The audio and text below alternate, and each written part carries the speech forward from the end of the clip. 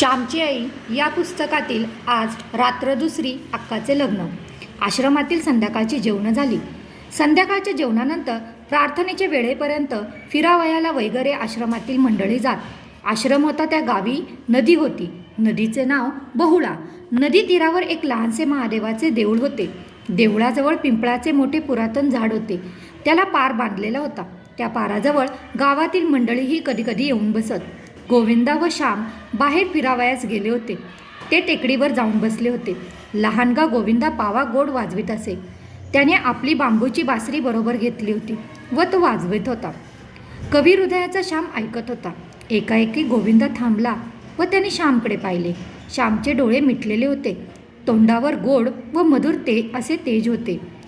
चलताना आश्रमात प्रार्थनेची वेळ होईल. श्यामने डोळे उघडले. श्याम म्हणाला, गोविंदा, बासरी म्हणजे एक दिव्य वस्तू आहे. कृष्णाच्या मुरलीने पशुपक्षी दगडधोंडे विरघळून जात. ते बायकांच्या गाण्यात आहे ना वर्णन. यमुनाबाई वाहे स्थिर नादे लुप्त समीर रे, हालविना तरुवर पुष्प फळ पानरे, गोपीनाथा आले आले सारुनिया कामरे, वृंदावनी वाजविशी वेणू जरा थांबरे. गोविंदा लहानपणी कोकणात सुट्टीच्या दिवसात पावसाळ्यात मी गोवाऱ्यांबरोबर रानात जात असे. गाई गुरे चरत व गोवारी अलगुजे वाजवीत. माझे चुलते छान अलगुजे करीत. लहानशी बांबूची नळी, पण तिच्यात केवढी शक्ती. हल्ली ती ब्राची वगैरे कर्कश परदेशी अलगुजे विकत घेतात. 2 रुपये त्यांना पडतात. परंतु खेड्यापाड्यातील गोरगरिबांना ही बासरी आहे. मधुर, सुलभ व सुंदर. बासरी हे आपले राष्ट्रीय वाद्य आहे. श्रीकृष्णाने ते रूढ केले आहे व 7 लाख खेड्यात ते वाजवले जात आहे. वाजव आळवते गीत. परंतु ती पहा घंटा वाजत आहे. प्रार्थनेत चला, गोविंदा म्हणाला. हो चला. का रे गोविंदा, काल मी बराच वेळ सांगत बसलो का? परंतु थोडी आईची पूर्वकथा सांगितली पाहिजे होती. आज लवकर आटवीन, श्याम म्हणाला. काल 10-12 मिनिटेच तुम्ही सांगत होता. उगीच आकडते नका घेऊ. मधून निरनिराळे विचार व कल्पना येतात. त्यात आमचा फायदा असतो. तो वेळ व्यर्थ का जातो? गोविंदा म्हणाला. बोलत बोलत दोघे आश्रमात आले. गच्चीवर प्रार्थनेची तयारी झाली. सारे जमले. गावातीलही काही मंडळी आली होती. घंटा वाजली. प्रार्थना सुरू झाली. स्थिरावाला समाधीत स्थितप्रज्ञ कसा असे वगैरे गीताईतील स्थितप्रज्ञाच्या लक्षणांची प्रार्थना सुरू झाली.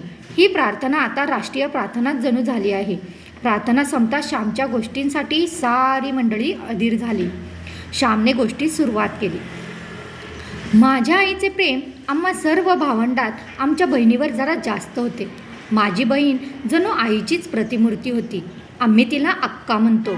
माझी अक्का दया व क्षमा, कष्ट व सोशिकता यांची मूर्ती आहे. तिला सासूरवाद झाला, परंतु माहेरे तिने कधी सांगितले नाही. तिने स्वतःच्या मुलास एक चापटही मारली नाही. मुलांचा राग आलाच तर दूर उठून जाते व राग शांत करून येते. माझ्या अक्काच्या लग्नाच्या वेळची गोष्ट आहे. अक्काचे कितीतरी दिवस लग्नच जमत नव्हते. तिला मंगळ होता, त्यामुळे अडचणी येत. शिवाय हुंड्यांची अडचण होतीच. आमचे नाव होते मोठे. बडेघर पोकळवासा अशातली गत झाली होती. पूर्वीच्या इतमामाप्रमाणे राहावे असे काही मंडळीच घरात वाटे व कर्ज वाढत होते. माझ्या अक्काला 17 ठिकाणी नाचवली. कोठे मुलगी पसंत पडली तर हुंडा आडे. हुंडा म्हणजे मुलीच्या मानेवरचा धोंडा असतो. या हुंड्याच्या त्रासाने मुलींच्या शरीराची वाढही नीट होत नाही. त्यांना आतून चिंता चालत असते. मुलगी वाढत चालली, एकदा लवकर उरकलेच पाहिजे. कोठे बयेचा नवरा असेल कोणास माहीत, असे शब्द मुलीच्या कानावर येत असतात. त्यांना जीवन नकोसे होते. आपल्या देशातील तरुणच नादान. या हुंड्याची चाल नाहीशी व्हावी म्हणून 20 वर्षांपूर्वी स्नेहलतेने बंगालमध्ये स्वतःला जाळून घेतले. त्यावेळी क्षणभर तरुणांनी हुल्लड केली. सभा भरवल्या, ठराव केले, परंतु पुन्हा सारे थंड. हुंडे पाहिजेत. शिक्षणाचा खर्च पाहिजे, अंगठी पाहिजे, दुचाकी पाहिजे, घड्याळ पाहिजे. मुलीचे पैसे घेणे व मुलाचे घेणे दोन्ही गोष्टी सारख्याच निंद्य. गाईसही विकू नये असे सांगणारा माझा थोर धर्म, परंतु त्याच धर्माच्या अनुयायी मुला मुलींसही विकतात. याकरता अधर्म कोणता? तोंडाने धर्माचा तोरा सारे मिरवतात, पण कृतीने धर्माची सारी थट्टाच आहे. उदार हृदये ज्यांची असावी ते तरुणही मेलेलेच. निंद्य गोष्टींबद्दल बंड उभारण्याचे जोपर्यंत धैर्य होत नाही तोपर्यंत काही नाही. आपल्या बहिणींच्या जीवनाचा कोंडमारा करणाऱ्या रूढी व चाली ज्यांना टाकवत नाही त्यांना स्वातंत्र्य प्रिय आहे हे मी कसे म्हणू? असे जगाने कसे म्हणावे? परंतु जाऊ दे, मी भावनाभरात कोठेतरी वाहत चाललो. तुम्ही भलतीकडे वाहवत चाललेत तरी आम्हाला मदत मिळणार. आढरानात शिरलात तरी फुले दाखविणार. तुम्ही बोलत राहिलेत म्हणजे पुंगी ऐकून नाक डोलतो तसा आमचा अंतरात्मा डोलू लागतो. नामदेव म्हणाला, तुमचे काहीही असो ते गोड लागते. तुम्हीच ना शाहू नगरवासी नाटक मंडळीतील प्रख्यात नट गणपतराव यांची गोष्ट सांगितली होती. हॅम्लेटचे नाटक जाहीर केलेले असावे, परंतु गणपतराव रंगभूमीवर येऊन तुकाराम नाटकातीलच बोलू लागत. प्रेक्षक म्हणत तेच चालू राहू दे. गणपतरावांचे सारे छान, तसेच तुमचे. तुम्ही गोष्ट सांगा व प्रवचन द्या, आम्हाला आनंदच आहे. गोविंदा म्हणाला. मग अक्काच्या लग्नाचे काय झाले? रामने विचारले. श्याम म्हणाला, रामची आपली मुद्द्याशी गाठ. बरे तर ऐका. पुष्कळचे हिंडल्या फिरल्यावर जमले एकदाचे लग्न रत्नागिरीस व्हावयाचे होते. आम्हा सर्वांच पालगडहून रत्नागिरीत जावयाचे होते. मी तेव्हा 6-7 वर्षांचा असेन. मला फारसे आठवत नाही, परंतु आईच तो प्रसंग सांगत असे. मला तो खवळलेला समुद्र, त्या बैलगाड्या, ते सारे आठवत आहे. गावातील व घरची 50 पाऊणशे मंडळी निघाली. बरोबर गडी माणसेही होती. बैलगाड्या हरणे बंदराला लागल्या. त्यावेळेस बोटीची फार वाईट स्थिती होती. हरणेला धक्का नव्हता. पडाव समुद्रात कमरेहून अधिक पाण्यात उभे असत. तांडेलाच्या खांद्यावर बसून त्या पडावात जाऊन बसावायचे. नंतर ते पडाव बोटीजवळ जावायचे. हरणे बंदर जरा त्रासाचे होते, तरी देखील देखावा फार सुंदर आहे. हरणेचे पूर्वीचे नाव सुवर्णदुर्ग. हरणेच्या किल्ल्याच्या ओव्या बायकात रूढ आहेत. हरणेच्या किल्ल्यावरील तोफा मारल्या दुहेरी. चंद्र काढीला बाहेरी इंग्रजांनी. चंद्रसेन राजाला इंग्रजांनी बाहेर काढलं असे ही ओवी सांगते. हरणेच्या समुद्र तीरावर नारळाची घनदाट वने आहेत. समोरच उंचवळणारा सागर पाहून ती माडाची झाडे आपल्या मानासारख्या नाचवीत असतात. समुद्राची गंभीर गर्जना 6-6 कोस ऐकू येते. हरणेला दीपगृह आहे. उंच टेकडीवर लाल फिरता दिवा आहे. येथे खडक आहेत अशी सूचना न बोलता तो गलबताच देत असतो. संतही असेच उंच जीवनावर उभे राहून जगाला मुकेपणाने मार्गदर्शन करीत असतात. संत हे भवसागरातील दीपस्तंभच. संत कृपेचे हे दीप करिता साधका निष्पाप. अशा अभंगाचा चरण जमलेल्या गावातील मंडळींपैकी एकाने म्हटला, खेडेगावातील वारकरी वगैरेंच्या तोंडी कितीतरी अभंग, ओव्या वगैरे असतात.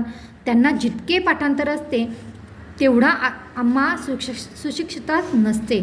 सुशिक्षितास इंग्रज कवी माहीत असतात. त्यांची वचने त्यांना पाठ, परंतु ज्ञानोबा तुकाराम यांची त्यांना आठवण नसते. श्याम म्हणाला, तो लाल दिवा रात्री किती सुंदर दिसतो. रात्री आकाशात चंद्र असावा. समुद्राला प्रेमाची भरती येत असावी. त्यावेळेस समुद्राच्या वक्षस्थळावर शेकडो चांद नाचताना दिसतात. आपल्या गोजीरवाण्या गोऱ्या गोमट्या मुलांचे शेकडो फोटोज समुद्र काढून घेत आहे असे वाटते. समुद्राचा का चंद्र मुलगा? एका लहान मुलाने विचारले. हो, समुद्र मंथनाच्या वेळेस 14 रत्नांबरोबर बाहेर पडला अशी कथा आहे. परभारे नामदेवानेच उत्तर दिले. श्याम वर्णनाच्या भरात होता. आपल्या मुलांच्या अंगाखांद्यावर घालण्यासाठी समुद्राने दागदागिने आणले आहेत की काय असेही मनात येते. किंवा चंद्र शेकडो रूप घेऊन खाली लाटांशी खेळण्यासाठी उतरला आहे असे वाटते. सारी मौज असते. वारे वाहत असतात. नारळी डोलत असतात. लाटा उसळत असतात. दीप चमकत असतो. चंद्र मिरवत असतो आणि पडाव भरत असतो. तांडेल व खलाशी यांच्या आरडाओरड चाललेली असते. कोणाचे सामान राहून जाते, कोणाचे बदलते, कोणाचे हरवते, कोणाला पडाव लागतो, कोणाला उलटी येते, ती एखाद्यांच्या अंगावर होते व मग तो उसळतो. हिंदुस्थानातील सारी अव्यवस्था, सारा गोंधळ, सारा उदासीनपणा, सारी सहानुभूती शून्यता तिथे दिसून येते. आम्ही पडावात बसलो. पडाव सुरू झाला. वल्लवणारे वल्ली मारू लागले. चुबुक चुबुक पाणी वाजत होते. वाऱ्यांमुळे लाटांचे तुषार अंगावर उडत होते. शाबास, जोर से, असे वल्लवणारे म्हणत होते. पडावात खेचाखेच होती. माझी आई अंगावरच्या मुलाला घेऊन बसली होती. माझी एक आत्याही तिथे बसली होती. आत्याच्याही अंगावर पिणारे मूल होते. आत्या आजारी असल्यामुळे तिच्या अंगावर दूध नव्हते. वरचे दूध मुलाला पाजीत, परंतु वरच्या दुधाने तान्ह्या लेकरांना फारसे समाधान होत नाही. आईच्या दुधाची चव न्यारीच असते.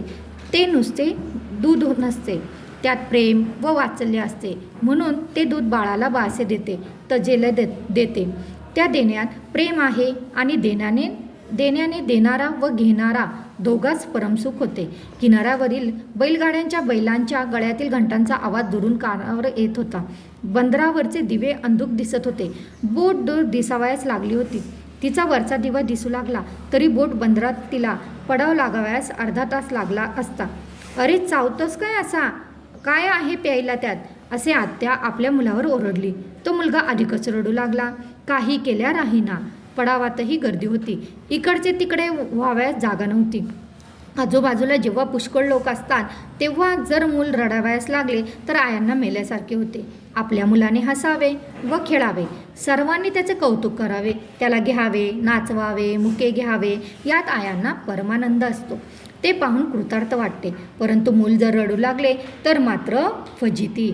हसऱ्या मुलाला सारे घेतात, रडणाऱ्याला कोण घेणार? वास्तविक रडणाऱ्याला घेण्याची जास्त जरुरी असते, परंतु त्याचाच सारी तिटकारा करतात. जगात सारे सुखाचे सोबती, दुःखाला कोणी नाही. दिनाला जगात कोणी नाही, पतिताला कोणी नाही. ज्याला सहानुभूती अत्यंत जरुरी त्याला त्याची अत्यंत वाण. दिनको दयालू दानी दुसरा कोई नाही. मूल रडू लागले तर ती कटकट होते. झालं काय कार्ट्याला रडायला? अहो असाच रोज रडतो वगैरे बोलणे आईच्या कानावर येतात व तिला वाटते की मुलासकट पृथ्वीच्या पोटात गडब व्हावे. चाव चाव करणारी तमासगीर मंडळीच जगाच्या बाजारात फार. माझ्या आत्याला त्यावेळेस तसेच झाले. मूल तर आहे ना, माझी आई जवळच होती. माझ्या आईने आपल्या मुलास गड्याजवळ दिले व ती आत्याला म्हणाली, वंस माझ्याजवळ द्या त्याला, मी त्याला घेते हो. आईने प्रेमाने आत्याच्या मुलाला घेतले व त्याला पाजले. तो बाळ पोटभर माझ्या आईच्या अंगावर पेला, हसू खेळू लागला. आई त्या लग्नात स्वतःच्या मुलास रडवी, परंतु वंसनच्या मुलाला अगोदर शांत करील. मुलांना काय, गोड दूध आईचे मिळाले की राजेच ते. आत्याचे मूल रडू लागताच आईने घ्यावे, पाजावे. आईने कधी कुरकुर केली नाही. उलट तिला त्यात परमधन्यता वाटे, परमसुख व समाधान वाटे. माझी आई ती गोष्ट एखाद्या वेळेस सांगे व म्हणे, श्याम, अरे जवळ असेल ते दुसऱ्यास द्यावे, दुसऱ्यांचे अश्रू थांबवावे, त्याला हसवावे, सुखवावे. या आनंदासारखा आनंद नाही. स्वतःच्या मुलाचे श्याम कोणीही गोड कौतुक करील, पण दुसऱ्याच्या मुलाचेही करील, तितक्याच प्रेमाने करील तोच थोर.